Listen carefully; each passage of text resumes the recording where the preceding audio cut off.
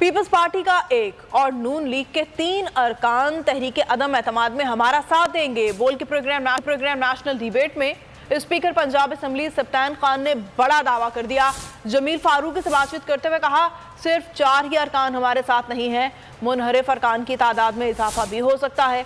Speaker Punjab assembly ने कहा, 23 दिसंबर को असेंबली तहलील नहीं हो सकती, मामला 1 जनवरी तक जा सकता है।